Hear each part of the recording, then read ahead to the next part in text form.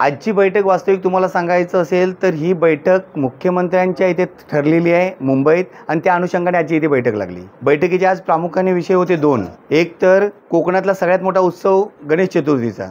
या उत्सवाच्या तोंडावरतीच बॉक्साईट सारखा खाण प्रकल्प सागव्यामध्ये आणि नाणारमध्ये येतोय।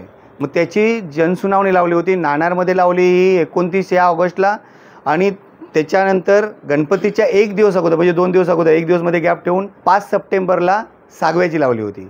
आणि मग लोकांनी घरी गणपतीची तयारी करायची, उत्सवाची तयारी करायची, घरी गणपती आणायचे की यांच्याबरोबर लढायचं रस्त्यावरती उतरून, कारण सर्व तिथली जनता ही त्या प्रकल्पाला विरोध करते आहे आणि जनताच विरोध नाही करत। तुम्हाला इथे राजपत्र आहे बघा, हे राजपत्र केंद्र सरकारचं आहे। 5व्यांदा राजपत्र काढलंय केंद्र सरकारने आणि केंद्र सरकार म्हणते आहे हा इको सेन्सिटिव्ह झोन संपूर्ण हा 6 राज्यांचा आहे। इथे तुम्हाला त्या 60,000 चौरस किलोमीटरला तुम्हाला संरक्षित म्हणून करायचं आहे, तरीही ऐकत नाही आहेत।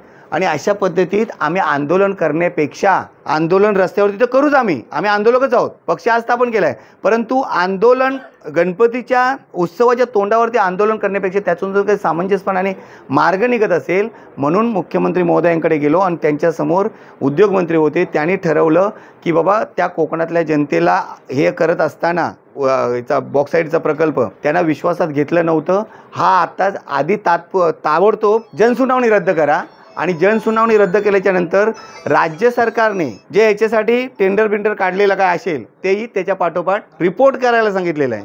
म्हणजे तशा पद्धतीने अतिसंवेदनशील म्हणून तो एरिया आहे आणि अशा ठिकाणी कधीही उद्रेक होऊ शकतो आणि हे आता कोकणाच्या दृष्टीने योग्य नाही आहे। आणि म्हणून तसा रिपोर्ट प्रत्येकाला तिथल्या प्रांतांना, त्यानंतर तुमच्या कलेक्टरांना, त्याच्यानंतर ते जिल्हा पोलीस आयुक्त हे अधीक्षक यांना बनवून ते पालकमंत्र्यांनी सांगितलं शेवट माझ्याकडे या आणि मी पण त्याच्यावरती मत मांडतो आणि तो केंद्राला पाठवून देऊया, का प्रकल्प करायचा नाही, अशी ठाम भूमिका झाली। विषय दुसरा, बारसूमध्ये जी रिफायनरी आली होती, गेल्या वर्षी माती परीक्षण होत होतं आणि त्या टायमाला आंदोलन केलं।